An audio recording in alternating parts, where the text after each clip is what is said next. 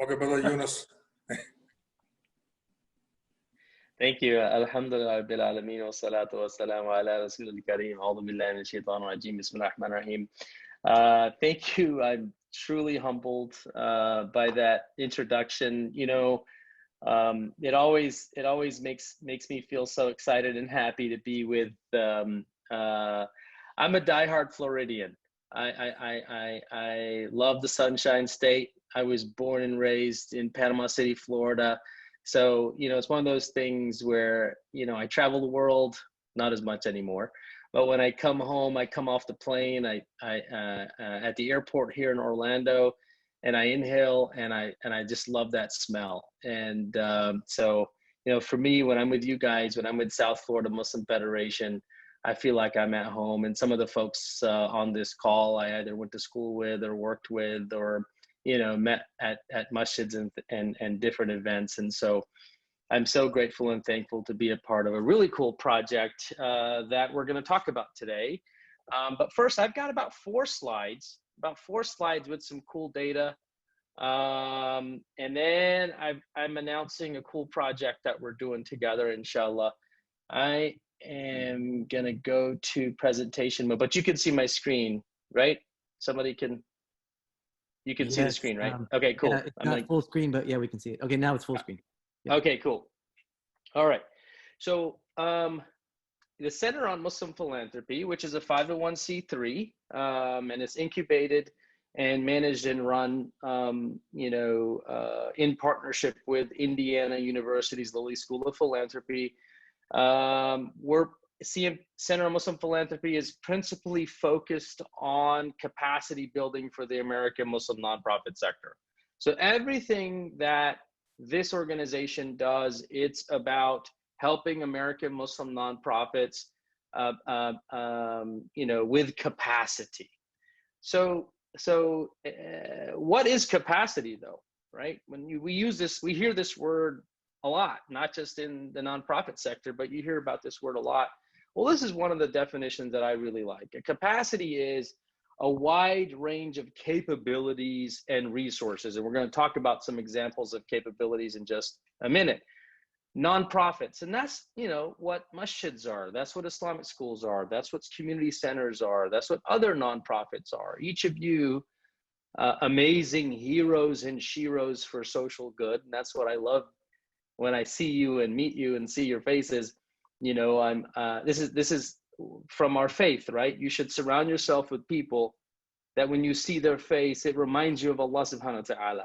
And so when I see each of you and I hear your voices, I feel inspired and excited because I remember Allah subhanahu wa ta'ala. So thank you for reminding me, just having your presence there. And you're out there and you're trying to do amazing things with these institutions. And so capacity is the range of capabilities and resources that your organizations need in order to really be effective. Okay, so as we think about capacity, and if CMP and South Florida Muslim Federation are partnering to build capacity, then what does capacity building look like? Well, first of all, capacity building is about leadership. Leadership, not only the board, not only your executive directors, but also about staff. You know, if the American Muslim nonprofit sector is about making the world a better place, it's also about leading ourselves, leading each other, and leading the community, and leading folks outside the community so we can really move into the future. So we teach a class on leadership. And I'll tell you, I'm working with some 30 nonprofits almost on a daily basis, intimately, like working with them closely. And some of the dysfunction that we see is a bunch of great people on a phone call, but not any one of them having clarity or knowing how to be a leader. And sometimes being a leader is about just someone making a decision, taking ownership of that idea, and driving everyone else through execution to ensure the effectiveness of that project is achieved, right? So lots of people, not a lot of leaders. What does leadership modeling look like? How do we drive organizations? How do we drive teams so that we're not stuck in the decision loop. We're not stuck in organizational paralysis because there's nobody driving in the front seat. And so capacity building includes leadership development. Mission, vision, and strategy. How many of our organizations are actually continuously assessing and reassessing their mission and vision? Why do we exist? Great ideas and great organizations are started because there's a need or a problem in the community. But are we actually going back and performing strategic planning to say, where is the Fard Kifaya now? Where is the Fard Kifaya now? That's strategic planning. It's in our faith, right? We started out because there was a need. We built operations and we started doing good. But are we continuously revisiting mission, vision, and strategy to ensure that we're moving in the right direction and actually solving a societal need? That's the concept and the principle of the Fard Kifaya piece, and revisiting it and evaluating it. Mission, vision, and strategy is part of the capacity building piece as well. And then program delivery. El Hibri Foundation did research. It's not part of my presentation today, but they talked about American Muslim nonprofits who lack the resources to fulfill their projects. And many of these organizations are, even though they're 10, 20, 30 years old, they're actually stuck in the entrepreneurial stage. One of the signs and symptoms of an organization that's stuck in entrepreneurial stage is the presence of a bunch of ideas and the reality of a bunch of ideas started and left incomplete. That's an organization where folks are addicted to opportunity and chasing every idea, and there is the lack of actual program excellence. And so capacity building also addresses program delivery. Are we actually, the programs that we're deciding to do, like even in this call, I heard some amazing ideas and some amazing proposals, mashallah, right before my session. But who's actually gonna take those ideas, turn them into a project, mission, vision, and strategy? Who's gonna lead that? And how are we gonna measure the effectiveness of that project or program, right? And so program delivery and evaluation is part of capacity building. Fund development. The research actually says 90% of American Muslim nonprofits have less than $200,000 in a budget and have less than 2 employees. This here right now, the South Florida Muslim Federation is an amazing, amazing organization. It looks good, amazing people here. On one of the slides, I saw that we've got some part-time folks. Are we really committed to seeing South Florida Muslim Federation succeed? Then what does intentional fundraising and development look like for it, right? What does a development plan look like? How do we move from getting what we need and working with it to actually building a strategy to have the right resources raised, the right donors supporting it, the right relationships, and having an abundance of resources rather than being in a scarcity mindset? How do we get into an abundance mindset and actually have the resources to grow that mission or that organization? And that comes down to development, moving from fundraising to fund development. Financial management. Surprisingly, many American Muslim nonprofits, I get blown away when I see how the bookkeeping is still done by a volunteer board member, or some other volunteer outside the organization is basically punching the numbers in QuickBooks. When are we going to actually look at financial management not as just being bookkeeping, but actually looking at it and saying, what does cash management look like? What does financial forecasting look like? I'm actually working with an American Muslim nonprofit, a huge community center. It does $6 million a year, and they have a huge Islamic school. And actually right now, their board decided that they wanted 3 financial forecasts for the next 18 months. a financial forecast in case they got to do a 10% cut because of COVID, a 30% cut because of COVID, or a 50% cut. They're actually in that place where they're thinking about financial forecasting in this environment, and they have the systems and capacity and tools to support that. But most of us, we don't have the capacity even to do bookkeeping. So how are we going to build capacity for our organizations around financial management to improve our efficacy? Communications. Most American Muslim nonprofits, the imam or the executive director or the secretary is just logged into Facebook for the organization or logged into MailChimp for the organization, and things are sent as someone says, yeah, get this out, send this out. Why aren't we sending this out? We need to also send that out.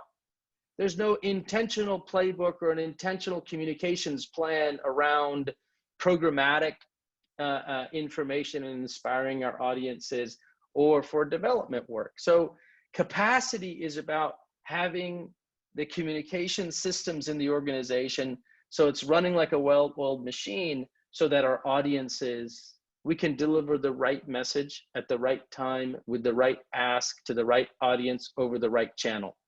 That's a communication system. That's building infrastructure and capacity for communications. And then technology. Most American Muslim nonprofits, the technology, you know, is about another volunteer who has the Google domain admin, you know, another person who has a board member who has the Facebook admin, somebody else has the domain login to GoDaddy, you know, and somebody else is like, yeah, we can do that on Dropbox. And then as you have turnover, you know, no one knows where the website credentials are. No one knows where the board governance files are because they're sitting on this other brother who was here 5 years ago or sister was here 3 years ago. It's sitting in their Dropbox or their Google Drive. When are we going to have capacity to have intentional IT strategy to support the organization? This is capacity building. This is capacity building. And then another example is strategic relationships. Truth is, folks, in the nonprofit sector, American Muslim nonprofit sector, there's less than 6,000 or 7,000 registered with the IRS in the whole country, And you're talking about 3.5 million American Muslims in the whole country. You're talking about 5,000 or 6,000 American Muslim nonprofits trying to engage with 3.5 million, trying to engage with 300 million. There's no way to do it without collaboration. And for one, South Florida Muslim Federation is an example that I personally brag about when I go out to other places, that we actually have a platform that is trying to help forge and facilitate strategic relationships. But we've got to build capacity for it. We've got to have a strategy inside. We've got to have a champion, a leader in our organizations whose purpose is to go out and build strategic relationships and forge relationships inside the American Muslim community, outside it. So this is what capacity building looks like as you move across the different systems and functions of the organization. But why prioritize capacity? Why should we prioritize capacity building? Let's look at Muslim philanthropy in the US. The research says Muslims give less to religious causes than other faith groups. Muslims give less to religious causes than other faith groups. Christians are giving more to religious causes. Jews are giving more to religious causes. Muslims are not. This one might blow you away. Funding the building of the masjids is seen as important, but providing ongoing support to the masjid is seen as unimportant. I see some smiles on some of the cameras. It's like, yeah, that sounds about right. You know, we go 1-2 years raising $2, $3, $4, $5 million, and then we go spend the rest of our lives trying to figure out how to make sure we pay the bills. Right? It's a capacity problem. It's a capacity problem. The diminished role of the masjid in Muslim American civic activity has led to the establishment of additional nonprofits to fulfill other needs. Meaning, originally we dreamed about these mega centers fulfilling the needs of the community, but because the American Muslim Masjid can't meet the needs because it lacks capacity. It lacks capacity in leadership. It lacks capacity in strategic decision making. It lacks capacity in resources. It can't fulfill the needs of the community. Therefore, it has led to the establishment of many other specialized nonprofits. That's why you see so many other nonprofits in and around everywhere you look. It's a capacity problem. If I'm a masjid, I've got to solve my capacity problem. If I'm a masjid and I'm saying I'm trying to help the community, I've got to take capacity as a priority. Many Muslim American nonprofits targeting the same sources of funding and activity. In most of my development classes that I teach, I ask folks, are you experiencing donor fatigue? And everyone says yes. And then I respond with, there's no such thing as donor fatigue. It's actually called donor abuse. And donor abuse is a symptom of when we are continuously asking the same people over and over and over for funds without a strategic development approach. And that strategic development approach includes stewardship as a primary focus. So you're probably experiencing or thought you were experiencing donor fatigue, and you see so many nonprofits reaching out to the same brothers and sisters. May Allah subhanahu wa ta'ala accept them and bless everyone. But that can't continue. We lack capacity. We've got to prioritize capacity. Mainstream philanthropy and Muslim orgs aren't collaborating because fear of the wrong actor, which is Islamophobia. This one was really interesting. Islamophobia, one of the effects of Islamophobia is Muslims, we don't reach out to non-Muslims because we're worried that that person might be the wrong actor who might see something, take something the wrong way. So we don't cross the line as easily.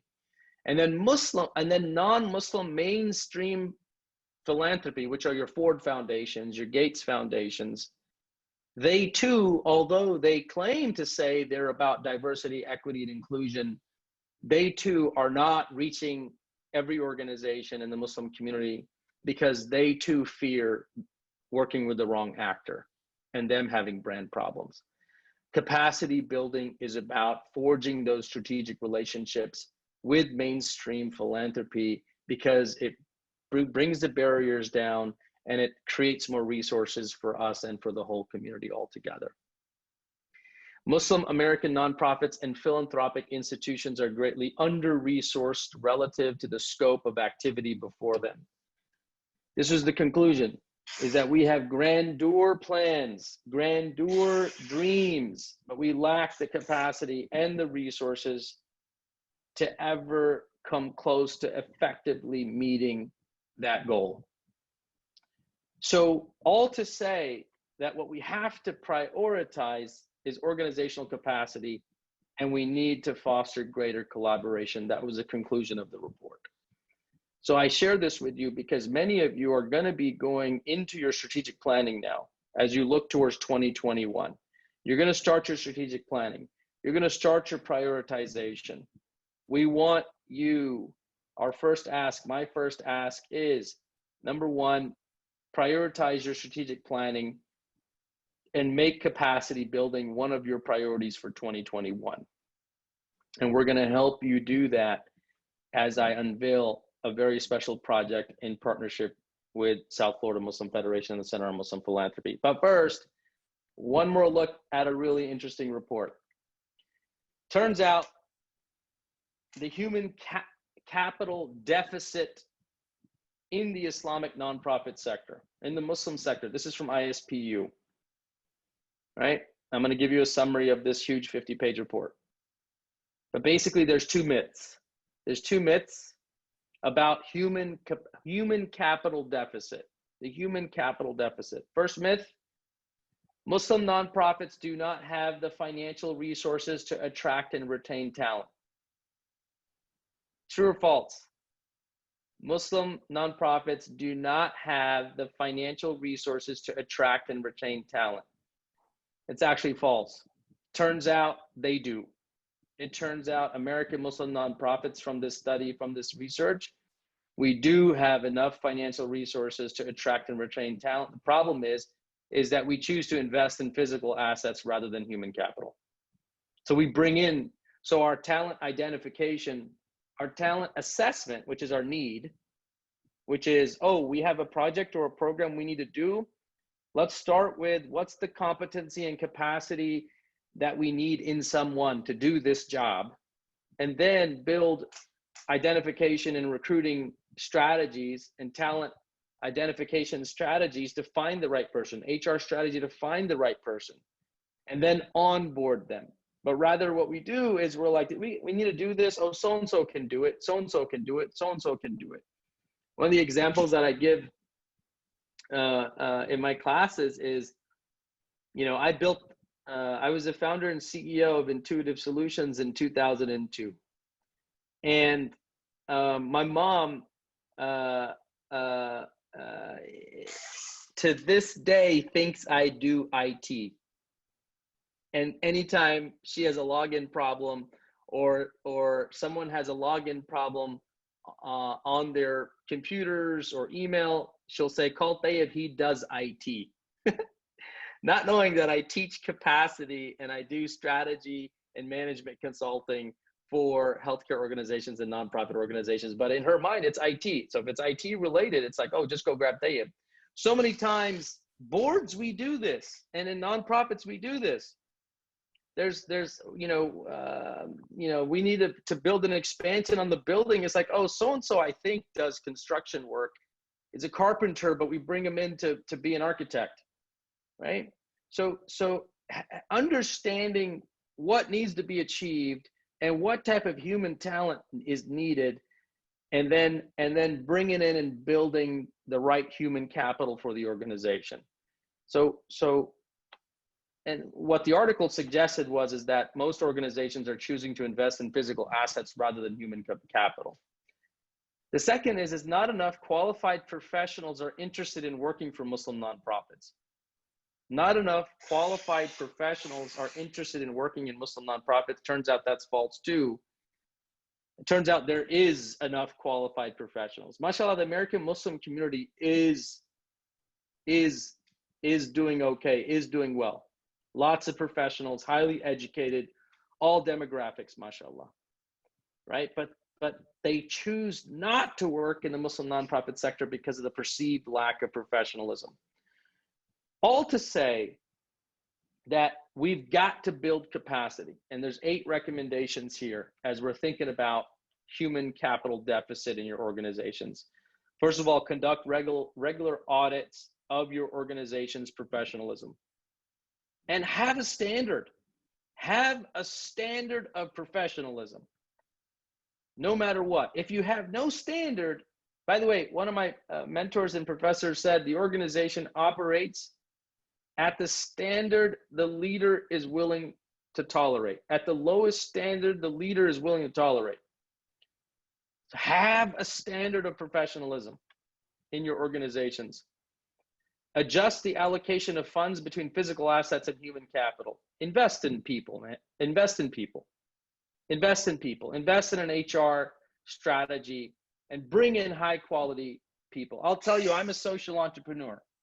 A social entrepreneur basically means that I take my excess cash and I invest in businesses that generate a profit and create social value. That's all that means, right? And if you ask me, you know, there's no shortage of ideas for businesses in the world. There's no shortage. Why? Because there's no shortage of problems in the world. So then how do I decide what I'm going to invest in? It's not ideas, but I invest in teams. I invest in teams. And if you watch Shark Tank, you'll see every single time they're not really investing in ideas, but they're investing in people, they're investing in teams. Because execution is everything. If you're not investing in human capital, you are not investing in execution. If you're not investing in human capital, you as a board, you as a nonprofit, you are not investing in execution. So rethink as you build your 2021 strategy if you're investing in human capital. Frame staff positions as entrepreneurial opportunities. What that means is when you do bring folks on, let them innovate. You want innovation in the nonprofit where you need it. And whenever I teach my organizational development class and I do board strategic planning, I usually say, it's a simple framework I use. I'll give you a tip, is look at everything you do in your organization and identify your core programs. For your core programs, you want to build operational excellence around them. And then the stuff that's not core programs, those you want to isolate from your core programs and allow for innovation, experimentation, and exploration, right? So you have operational excellence around core programs, and then you have innovation and exploration around stuff you're trying to do next. Otherwise, if you don't have that clarity, your core projects and programs don't excel. They get stuck, right? So the next thing it talks about is share physical resources between organizations. MashaAllah, South Florida Muslim Federation, you guys are the best at that, I think. And then it talks about develop regional staff positions jointly funded by multiple organizations. So if some of your organizations are smaller or mid-size, share some payroll between 1 or 2 staff members. Share payroll but get a higher quality staffer. Invest in human capital, share across your budgets into those types of roles where you could really make a bigger impact. Centrally publicized listing of professional opportunities. That's pretty simple. Build awareness of and establish endowments for staff. Sometimes you can't attract high quality staff because our masjids, our organizations are in scarcity mindset. Somebody with 3-4 kids or a kid in college, they're not going to quit their job and come over to the masjid if every single Jummah they hear about we can't pay the bills. So what this is talking about is have a staff endowment and start building an endowment just for payroll so that you have sustainability for high quality talent. That's an investment in human capital for the long run. Develop short-term professional service opportunities. That just really means invest in it. And as I'm kind of moving on, as I'm running out of time here, in addition to those things, the reason why you need to prioritize capacity building is because we're in the middle of a COVID-19 environment.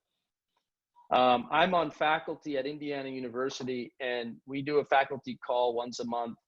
And there's some faculty that are basically full-time faculty, and then there's faculty that are part-time faculty. I'm a part-time faculty. I have a job, and then I teach classes. In that faculty meeting, overwhelmingly, what's presenting itself is that American philanthropy is going to domestic relief, and civil rights. Domestic relief and civil rights. So that's not the masjid in that bucket, right? That's not the schools and Islamic schools in that bucket, right?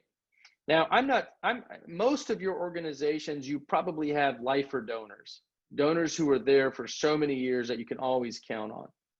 But that's not going to be sustainable as you continue to think about investment and growth through this new environment.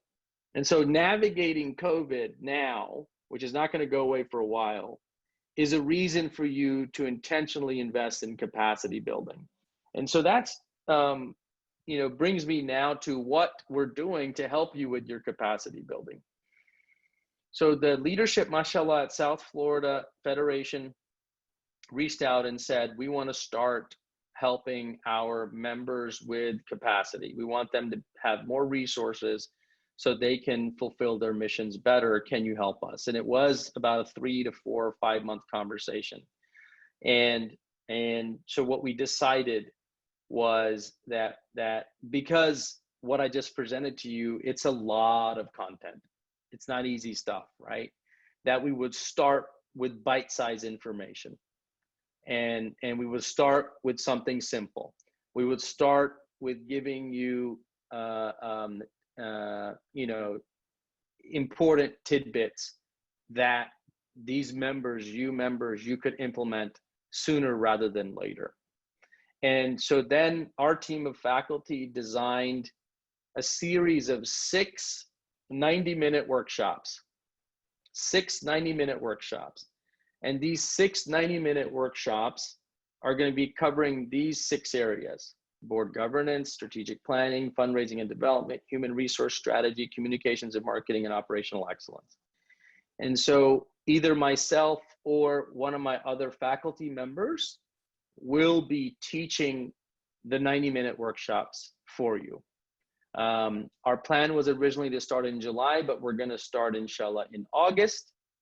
The dates for these classes, Sister Afifa and the team are going to finalize as they work with you.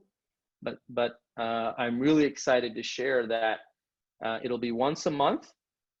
It'll be a 90-minute session. We usually do 90 plus another 60 for additional QA and discussion. So it does turn into be about 120, just to manage your expectations. But it's roughly about 60 minutes of meat and potatoes, 60 minutes of content. Then what we have is we have open office hours. Every month there will also be open office hours. What does open office hours mean? It'll be a Zoom session just like this, where the professor or the faculty member will have an open Zoom link, and the students or participants yourselves, you can come to the Zoom and ask questions specifically about the environment you're working in. Those of you who participate in all 6, you will receive a certificate in nonprofit leadership from the Center on Muslim Philanthropy in South Florida, in partnership with South Florida Muslim Federation. And this is something that has street creds. You can go on your LinkedIn profile and hopefully helps you along the way. So this is the big announcement that I'm really excited to share today. I'm grateful and thankful to Allah subhanahu wa ta'ala that you know, all knowledge is from Him and all opportunities are from Him. And you know, working together with South Florida Muslim Federation to bring these topics to you in this workshop. So there's a registration link that's up. You can register now. The dates aren't there, you know, but the registration link is up. We'll send this out to the group too. Sister Afifa and the team will send this out. In terms of price, we wanted to make it as affordable as possible. So individual registration is $100 per class. There's 6 classes. You can pick whichever one you want to attend. If your organization is bringing 2 to 5 registrants, it's a 25% discount for everybody. If you're bringing 6 or more from the same organization, it's a 50% discount for 6 or more from the same organization. So I thought I heard HHRD, I thought I heard Ikna Relief. So if Ikna Relief came with 6 or more registrations, it would be 50% off per class for those 6 individuals. And that's it. That's all I got for today. Thank you so much for your time, folks. Hopefully I didn't take too much time and bore you. I'll pass it back over to Sister Afifa. Thank you, Brother Tayyab. I'm like super excited. So if you have seen issues, concerns that you have shared with Federation over past 2 years regarding training needs and stuff, right? And you see it was presented on the slide, that's because, you know, we did a robust effort of making sure that we identify the training and capacity building needs of the South Florida Muslim community and communicate that effectively with Brother Tayyab. So I have been bugging Brother Tayyab for past few months now. And we have been like, you know, and he has been very patient enough like to work with us. I do like to acknowledge the training committee, Brother Marwan, Brother Khalid Mirza, Sister Patricia Salahuddin, and Brother Yunus, who were part of the training committee and helped us design this program. And yes, so the registration link is up. So inshallah, we will be sending it to you all. We will also be working with you on the first date, and hopefully we'll try to schedule the same kind of schedule like for every month, so that, you know, there is a standing date that you all are aware that this training is coming up. And of course, you can have like as many as people as you want to be registered. We will be trying to have 20 people registered so that we can manage the class size. So that means that time is limited, like, space is limited. So inshallah, please let us know people who want to participate. If there's any question from Brother Tayyab or from the training committee,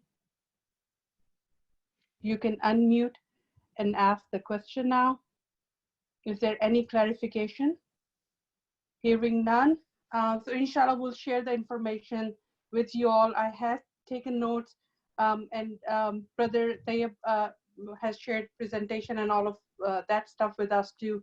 So we'll share all of that with you, Federation members. So Brother Samir, back to you. Inshallah, Thank you, Brother Brother Tayyab. Thank you. Thank you, Wilfredo. We're honored and very privileged to be able to partner up with you, and we really appreciate of your efforts. Thank you. Thank you all so much. I'm excited. And from Center of Muslim Philanthropy, Sister Kathy Mondigo will be the student facilitator and liaison. So we really, for us, this is not a webinar series with South Florida Muslim Federation. The committee that Sister Afifa mentioned, like, they were really, really saying we want something unique beyond just a webinar and lecture. We want to help build capacity with the organizations. Somebody asked in the question, will you be able to help look at our strategic plans? Absolutely. If you attend the classes, that's a faculty member who now you're engaged with through at least 2 sessions, the class and then the discussion forum. And you would be able to, say, hey, this is what we're working on. Do you mind looking at our plan, looking at our work, giving some feedback? That type of engagement level is there with the faculty, inshallah. So thank you all so much. Jazakumullah khairan. Jazakallah khair. Nizar, take us home, inshallah. All right, I think, thank you, Brother Tayyab. I appreciate it. I always enjoy listening and learning. You're an amazing person, and thank you for your time. I appreciate it, and I know, just so you know, my phone's been blowing up with people from mosque asking me, do we have to do this? Is this being recorded? Everything. So thank you very much. I appreciate it. That